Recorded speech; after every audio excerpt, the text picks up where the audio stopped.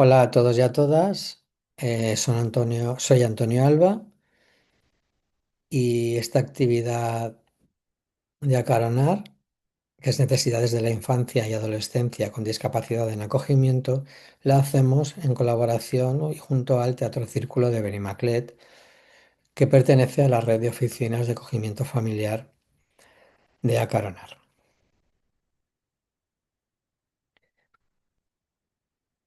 Yo llevo muchos años trabajando con niños, niñas y adolescentes con discapacidad intelectual y con personas adultas y también acogí a un niño con discapacidad intelectual. Así que digamos que mi trabajo y mi vida están conectadas directamente con, con las personas con discapacidad, con los niños con discapacidad, los retos que todo eso presenta, las necesidades que tienen. Porque yo prefiero hablar de niños, niñas o personas con discapacidad, ¿no? Que de diversidad funcional. Diversidad funcional es un término que se usa mucho porque, bueno, se piensa que es un término más amable. Para mí, hablar de personas con discapacidad intelectual no es peyorativo.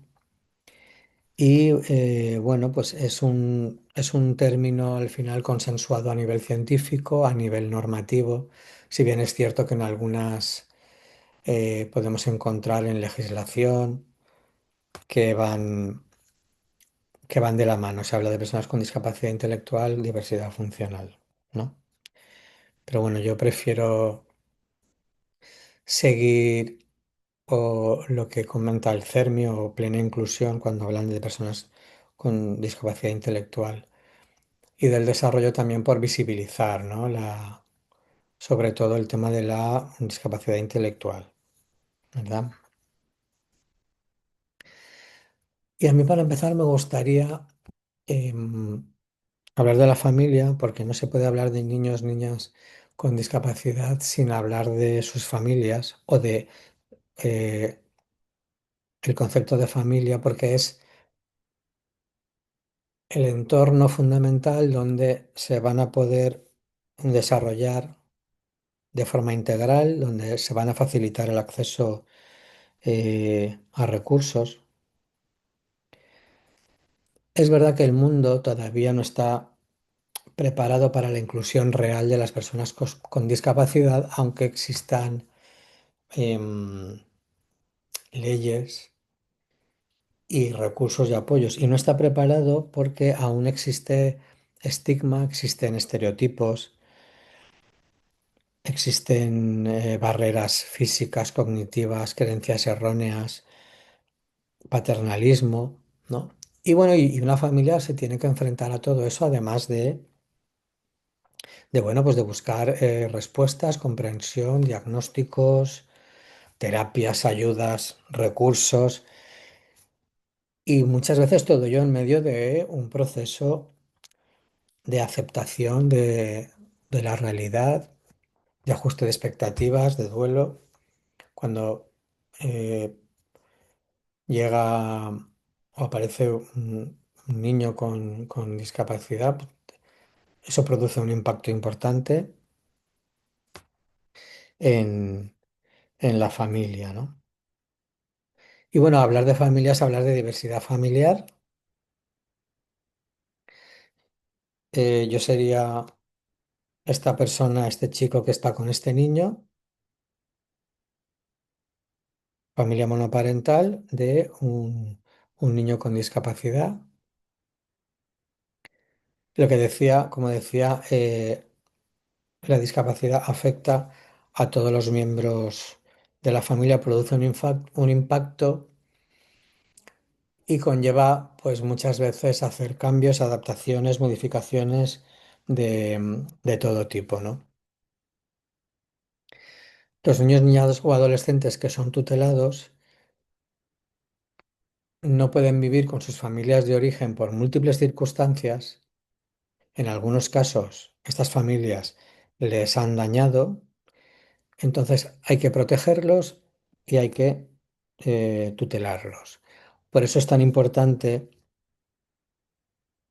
es urgente, es prioritario encontrar para estos niños o niñas con discapacidad, con necesidades especiales, esa familia que les va a dar pues todo el amor que necesiten, pero además toda la atención, el proveerles de recursos, entender sus necesidades para que se puedan desarrollar todas sus dimensiones, ¿no?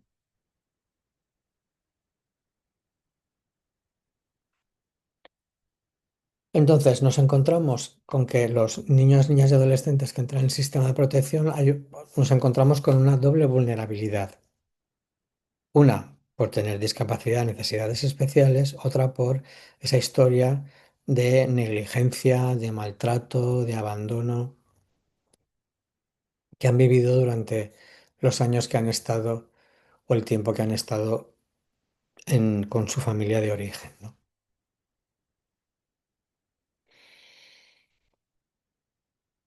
La, la LOPIBI, la Ley de Protección de la Infancia frente a la Violencia, ya indica que los niños, niñas y adolescentes con discapacidad son sujetos especialmente sensibles y vulnerables a la violencia, expuestos de forma agravada a sus efectos y con mayores dificultades para el acceso en igualdad de oportunidades al ejercicio de sus derechos, porque aquí tenemos que hablar de derechos.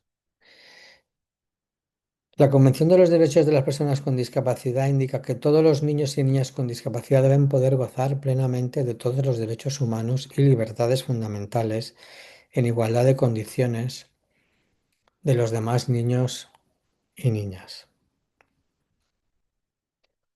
Claro, una de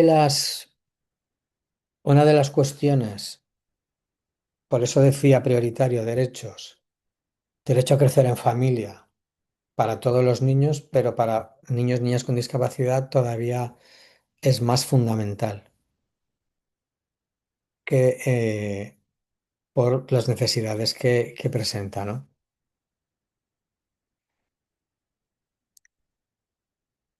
Vamos a hablar ahora un poquito de discapacidad en general, que sería la situación que resulta de la interacción entre las personas con deficiencias previsiblemente permanentes y cualquier tipo de barreras que limiten o impidan su participación plena y efectiva en la sociedad en igualdad de condiciones de los demás.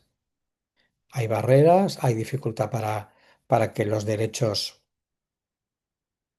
estén garantizados y para que no se vulneren, ¿no?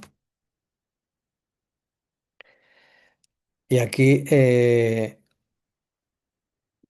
vamos a enfatizar que la limitación reside entre la interacción con un entorno serial no adaptado y no estamos hablando solamente de un individuo. Cuando hablamos de discapacidad intelectual, vemos que es una condición caracterizada por limitaciones significativas, tanto en el funcionamiento intelectual, razonamiento, aprendizaje, resolución de problemas, como en la conducta adaptativa, que que abarca un conjunto de habilidades conceptuales, sociales y prácticas necesarias para la vida cotidiana. Se manifiesta antes de los 22 años y, por supuesto, es una condición del neurodesarrollo y no es ninguna enfermedad. Esto que también se puede aplicar a la discapacidad en general, pues eso surge de la interacción entre, entre la persona y el entorno. Cuando un entorno es más facilitador, inclusivo, un contexto amigable, digamos, va a facilitar el acceso a cualquier cosa de la persona, de ese niño o esa niña con discapacidad intelectual. Si, por ejemplo, hay dificultades para comprender el entorno que nos rodea, podemos usar apoyos visuales, como por ejemplo pictogramas, que es esos dibujos con los que hemos hablado de diversidad familiar, que tienen diferentes usos. Puede ser para anticipar, puede ser para para comprender los pasos de una tarea que hay que realizar, puede ser para señalar un espacio en concreto, ¿no? No es estática. Es decir, la discapacidad intelectual no es estática, porque el nivel de funcionamiento puede mejorar con los apoyos adecuados, los apoyos individualizados siempre que sean necesarios. Este modelo, esta manera de entender la discapacidad intelectual, la importancia del contexto, aquí no se trata de proveer de cuidados especiales, sino de proveer de aquellos apoyos que permitan el acceso y permitan que se cumplan todos los derechos de los niños y las niñas con discapacidad intelectual. ¿Vale? Eh, por supuesto, cuando hay discapacidad hay limitaciones, pero también hay capacidades y potencial de aprendizaje que vamos a proveer con todos los recursos que sean necesarios. Y luego requiere un enfoque integral, centrado en la inclusión social, educativa y laboral, porque hay que tener en cuenta todas las dimensiones de la persona y además eh, tener en cuenta que las necesidades van cambiando a lo largo de los años. No es lo mismo un niño pequeño que necesita atención temprana o luego adaptaciones a nivel educativo de todo tipo. Las necesidades van cambiando a medida que se produce esa evolución durante el ciclo vital y las respuestas, por supuesto, se tienen que ir adaptando a esas necesidades que van cambiando, ¿no? Como unas ideas claves hay que tener en cuenta que la discapacidad intelectual no es una categoría homogénea, sino que hay niveles de intensidad y necesidades de apoyo diversas. El tener en cuenta la interacción entre la persona y su entorno, lo del contexto, que la evaluación debe considerar el contexto, las oportunidades y las barreras. A la hora de ver cómo podemos dar respuesta a las necesidades, por supuesto, no se trata de pasar un test para ver un CI, sino que hay que tener en cuenta múltiples cuestiones para poder trabajar sobre ellas, para poder compensarlas, para poder potenciarlas. Entonces, hablábamos de la interacción, entorno, contexto, etcétera, y la discapacidad no es una condición médica porque no es una enfermedad, es una cuestión social y así hay que entenderla y así hay que darle respuesta. Porque aquí lo que hablamos es de una cuestión de, de derechos. Vamos a trabajar para que estos niños y estas niñas puedan acceder a la ciudadanía plena con sus derechos cuando sean personas adultas, pero mientras hay que evitar que se vulneren esos derechos y que sean y facilitar el acceso a ellos, ¿no? Y vuelvo a repetir otra vez, en este caso hablamos del acogimiento familiar, en el caso de niños y niñas tutelados con discapacidad, como el recurso y el entorno idóneo, prioritario y necesario. Claro, nos encontramos con unos escenarios cuando estos niños y estas niñas son tutelados. Puede pasar que eh, ya entren al sistema de protección con una discapacidad reconocida. En España se estima que hay un 5% de niños y niñas tutelados con discapacidad reconocida. Y en algunos casos lo que ocurre es que es una vez en el sistema de protección cuando se empieza a reconocer, digamos, esta discapacidad. Porque, a ver, En algunos casos, el entorno del que han venido no ha facilitado la detección y la intervención de las necesidades que presentaban o que podrían presentar, ¿no? Estos niños. También puede pasar que por la edad no se haya podido detectar ni diagnosticar. Claro, hay edades muy tempranas en las que, a no ser que tú veas claro que hay un síndrome de Down, parálisis cerebral o hay otros síndromes, cualquier otra cosa de este tipo, o a nivel genético, etcétera, hasta que no hay una cierta edad, no se puede producir un diagnóstico. Igual es en el centro educativo, cuando en la escuela infantil, donde se detectan ciertas cosas, o en la familia, si ya tienes hijos previos, sobrinos pequeños, ves cómo hay cosas que según la edad deberían hacer y no hacen, o hay unas dificultades, porque si bien la evolución en todos los niños y niñas no es siempre la misma, sí que hay unos hitos en el desarrollo que digamos que son comunes, ¿no?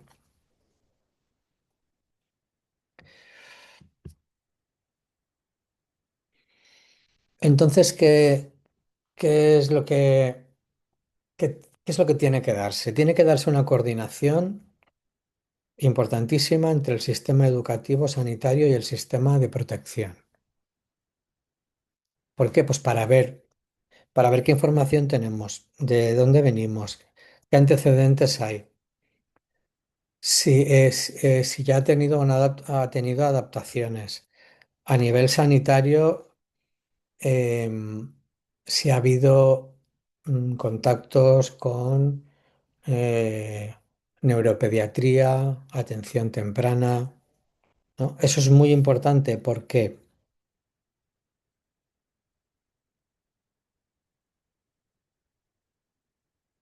Porque es necesario detectar, es necesario diagnosticar para dar respuesta a las necesidades, ¿no? Si no tienes una etiqueta, no puedes acceder a medidas de apoyo educativo, por ejemplo, a becas, a recursos.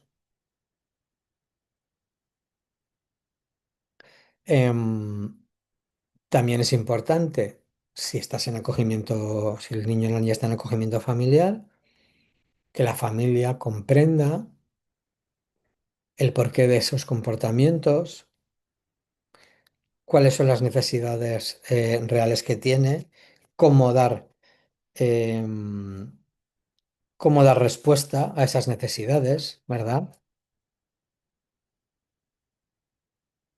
Para poder atender a ese niño y a esa niña mejor. Y por supuesto hay que hacer un diagnóstico precoz, una detección lo más temprana posible para ponernos a trabajar. Vamos a ver ahora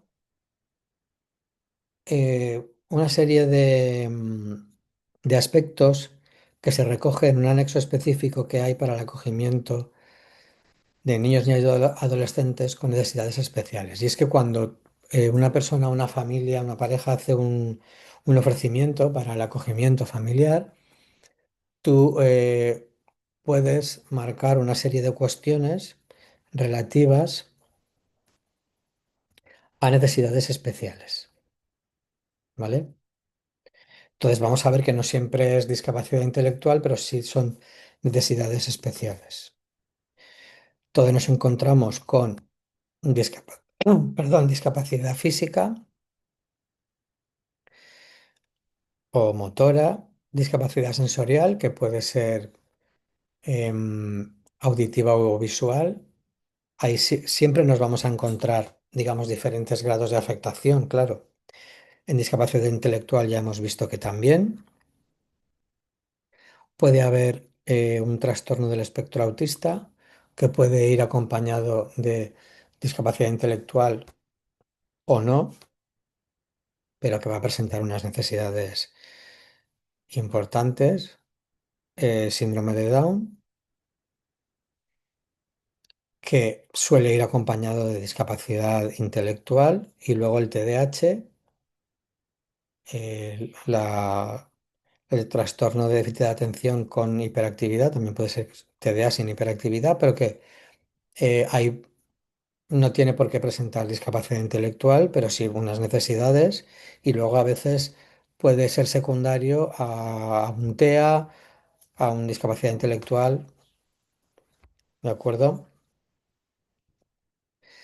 Luego hay otro apartado que habla de riesgo de enfermedades, problemas de salud o retraso en el desarrollo evolutivo. Son aquellas cuestiones que veíamos que no sabemos muy bien el pronóstico, qué es lo que pueda pasar, pero por ejemplo, sí que tenemos claro que el, el consumo de alcohol durante el embarazo sí que produce el síndrome alcohólico fetal, que mi hijo, por ejemplo, tiene síndrome alcohólico fetal, y eso tiene consecuencias a nivel cognitivo, conductual, etcétera, y produce discapacidad intelectual. Luego vemos niños y niñas con retraso evolutivo de evolución incierta, porque la edad todavía no permite eh, ver ciertas cosas y hay que prestar mucha atención. Luego la prematuridad o el bajo peso al nacer, moderado o grave, que va a tener también consecuencias, ¿no? En mi hijo, por ejemplo, lo englobaríamos dentro de eh, grave prematuridad, digamos, porque nació al quinto mes de embarazo y pesó 600 gramos. Entonces aquí vemos que hay una mayor necesidad de atención médica y cuidados durante el primer año y pronóstico de secuelas a largo plazo. Aquí es muy importante la atención temprana. Mi hijo, por ejemplo, no tuvo, a pesar de esto, el entorno en el que creció no le proporcionó eh, las respuestas a las necesidades que presentaba, ¿no? Que eran muchas, ¿no? Luego también otra cuestión muy importante, que es niños y niñas que han sufrido malos tratos físicos y o psíquicos graves, niños que han padecido abusos sexuales, serios problemas emocionales que limitan o dificultan su capacidad de relación o vinculación o su capacidad de control de impulsos y su adaptación conductual. Aquí hablamos de trauma, hablamos de apego, hablamos de eh, un fuerte impacto que han tenido esas vivencias y que producen una serie de consecuencias y claro que tienen necesidades especiales, ¿no?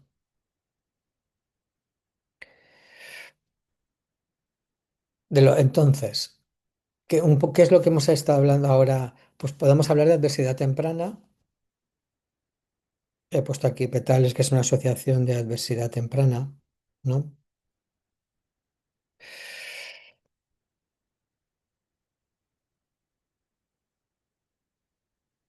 Que son aquellas, cualquier situación adversa anterior al nacimiento, durante la gestación, durante la infancia, sobre todo durante los primeros años de vida. Y es que el maltrato infantil es un factor ambiental adverso, capaz de trastocar el proceso del neurodesarrollo, condicionar la maduración cerebral del menor, desembocando en unos déficits cognitivos persistentes incluso en la vida adulta. Es decir, produce un impacto permanente, tiene unas secuelas permanentes. En el caso de un niño o una niña con discapacidad intelectual, todo esto, o sea, puede conllevar discapacidad intelectual y si ya eh, ha nacido con, o sea, y si ya viene ya con una cuestión genética, etcétera, pues el impacto todavía es mucho mayor, ¿no? El daño es mucho mayor porque puede haber daño sobre un daño ya preexistente, ¿no? No siempre que hay trauma complejo del desarrollo, pero hay que tenerlo en cuenta. No todas no todas las mismas vivencias producen el mismo impacto en todos los niños o en todas las niñas, pero sí que es cierto que podemos hablar de trauma complejo del desarrollo, que sería aquel tipo de trauma psicológico que ocurre durante la infancia y la adolescencia, especialmente en etapas en las que el cerebro, el cuerpo del sistema emocional aún está en pleno desarrollo. No hablamos de algo puntual, sino de experiencias traumáticas repetidas. Puede haber abuso físico, emocional, maltrato, negligencia, violencia en el hogar, abandono o vínculos de apego muy inestables, ¿no? El trauma complejo no solo deja huellas emocionales, también puede modificar estructuras neurobiológicas y patrones corporales que persisten en la adultez. Entonces, todo eso tiene unas necesidades que hay que intervenir sobre ellas. Este tema sería, es un tema muy importante cuando hablamos de niños, niñas y adolescentes del sistema de protección, por las consecuencias que tiene. Y es que el CIE-11 contempla el trastorno del estrés postraumático complejo y en algunos casos podríamos hablar que estos niños, estas niñas podrían entrar en esta categoría diagnóstica. Este reconocimiento valida que no se trata de un problema emocional menor ni de un rasgo de la personalidad, sino una condición clínica real, que es un impacto en la vida diaria, salud mental, funcionamiento físico, relaciones, ¿no? Porque ¿qué consecuencias tiene esto a nivel cerebral? Pues se ven afectadas las funciones ejecutivas, que son todas estas, ¿no? Memoria, atención, planificación, regulación, respuesta al estrés, ¿no? Aquí nos podemos encontrar con que estos niños viven en un estado de alerta frecuente, con mucha ansiedad, irritabilidad. Claro, esto limita su capacidad de concentración, de procesar información, ¿vale? Vamos a tener dificultades de aprendizaje importantes, entre otras, ¿no? Eh, el tema del control de los impulsos, de la regulación, muy importante también, ¿no?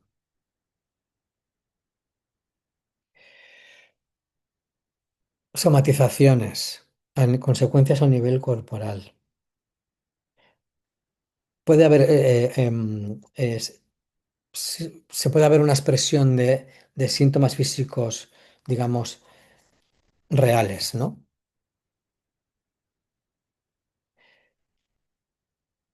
Pueden ser manifestaciones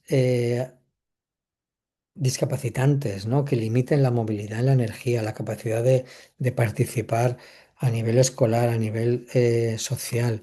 Puede haber dolores crónicos, cansancio, fatiga, problemas gastrointestinales.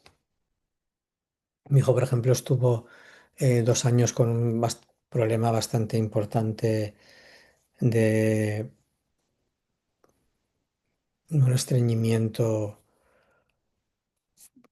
muy limitante, por ejemplo, ¿no? Eh, Produce también dificultades sociales y relacionarse, dificultad para confiar en las demás personas, un miedo al rechazo, un miedo al abandono que está ahí como marcado, ¿no? A reacciones intensas, desproporcionadas durante los conflictos, dificultad para poner límites o bien poner límites muy exagerados. Entonces, claro, todas estas cuestiones podrían reconocerse como discapacidad. ¿Para qué? Pues para garantizar los derechos, para no victimizar, para acceder a recursos y apoyos que puedan cambiar la calidad de vida. Hablaríamos de discapacidad invisible. Es decir, nos encontramos con niños, niñas y adolescentes con unas necesidades que no entrarían en ninguna categoría en ninguna etiqueta diagnóstica, pero podrían hacerlo, se podrían considerar discapacidad para garantizar estos derechos. Es algo que hay que conseguir, no en todos los casos en los que, insisto, en los que puede haber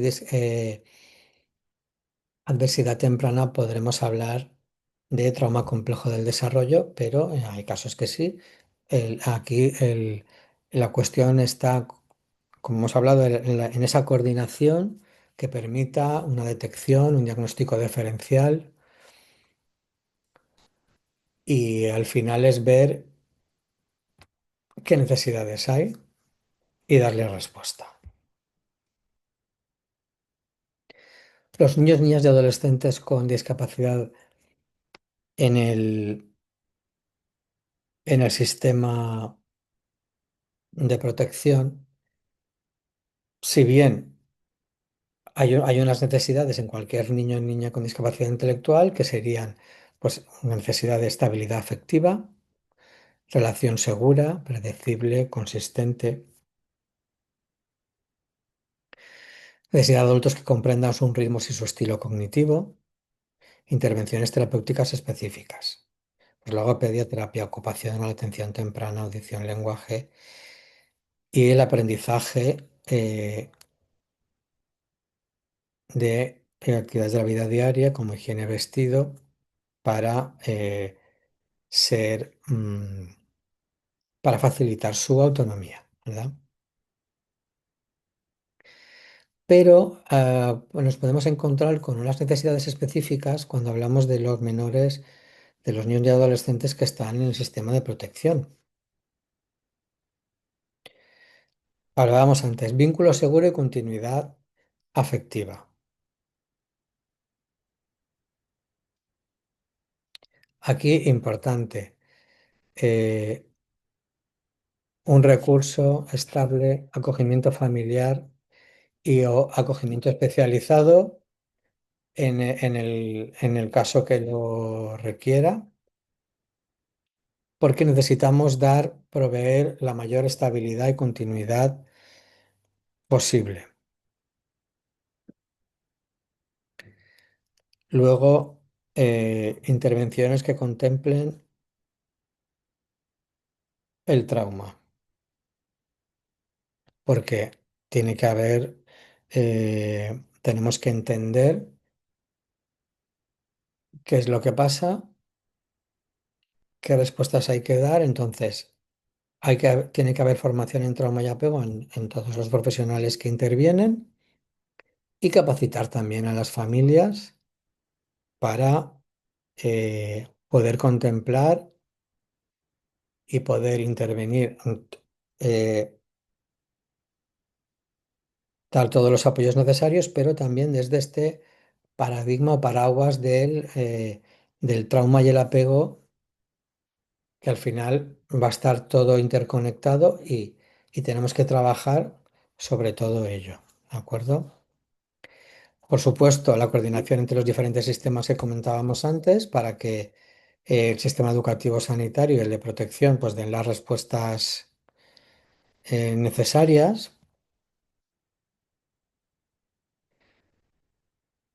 La adaptación de expectativas educativas y conductuales, es decir, hay que dar unas medidas de apoyo personalizados dentro y fuera del centro educativo y, como he comentado antes, capacitar a las familias. No podemos hablar de niños y niñas con discapacidad, como decía antes, sin hablar de la familia. Y si en este caso hablamos de familia acogedora, tienen que ser familias que se preparen, se actualicen, se formen y tengan el apoyo y el acompañamiento adecuado para poder atender a esos niños y esas niñas como necesitan. ¿De acuerdo? Y por último, transición a la vida adulta. Muchas veces, 13, 14 años, ya tenemos que ver un poco hacia dónde hacia dónde podemos dirigir, qué objetivos nos podemos plantear para, para conseguir, pues bueno, autonomía, para conseguir eh, respuestas, para seguir trabajando y potenciando esas capacidades que tienen estos niños y estas niñas, ¿no?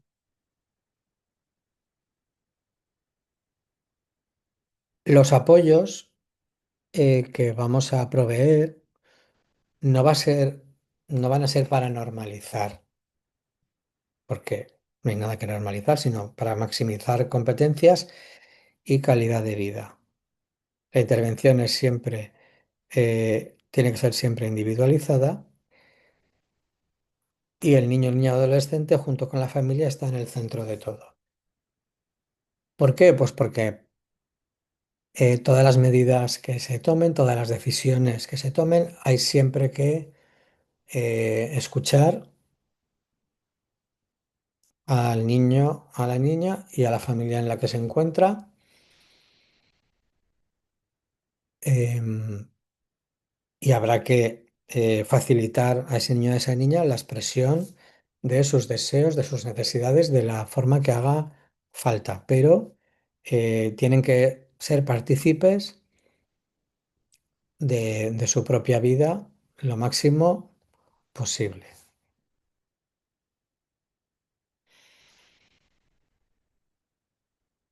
¿Qué respuestas podemos dar a estas necesidades? A ver, como recursos, hay medidas de apoyo educativo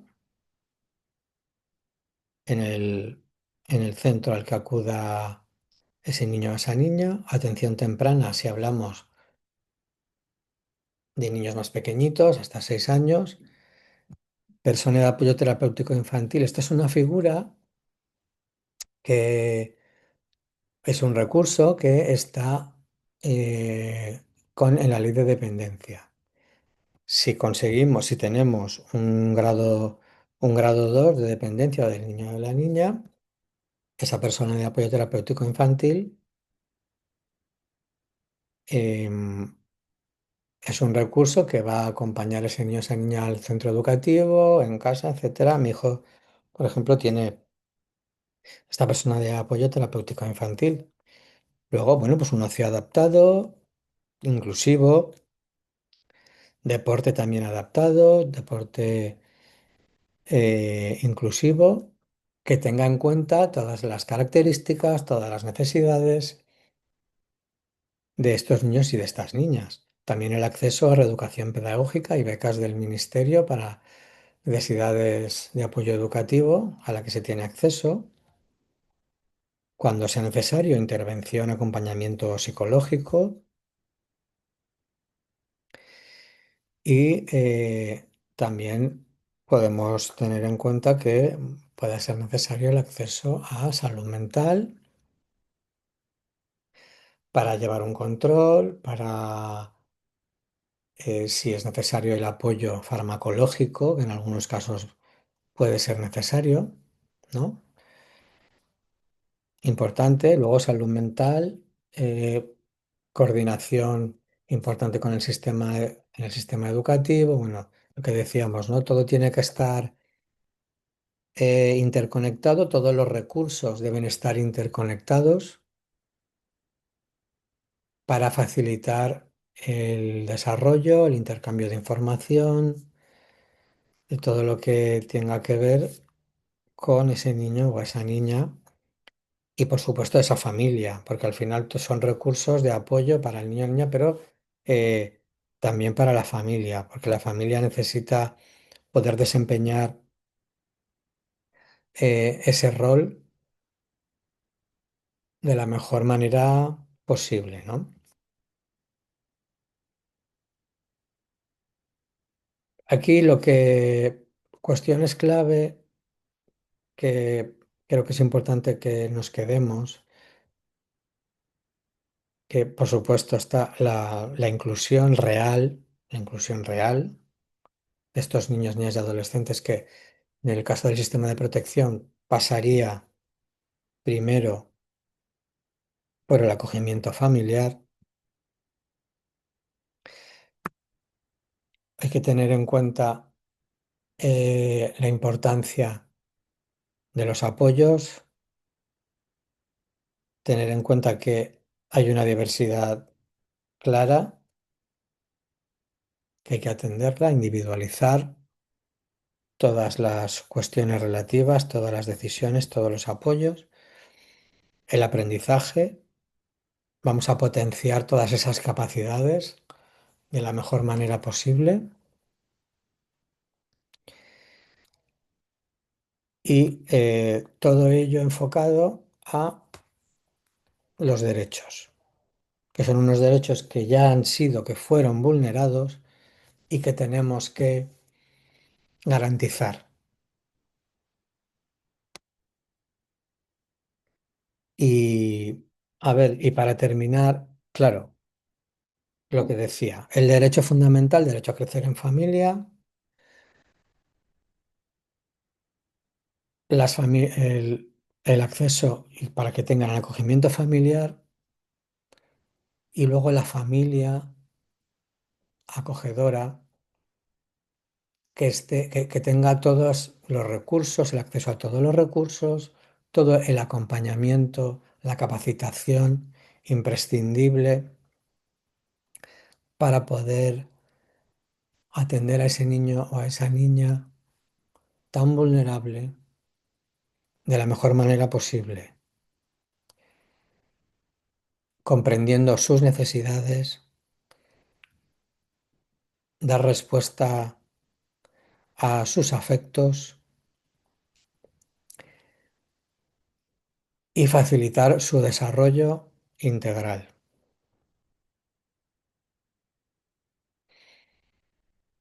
Y con esto os doy las gracias también al Teatro Círculo Benimaclet por, por este taller y no olvidemos a esos niños, niñas y adolescentes que tienen tanta necesidad de tener una familia en la que crecer para, para que se conviertan en ciudadanos y ciudadanas de pleno derecho. Muchas gracias.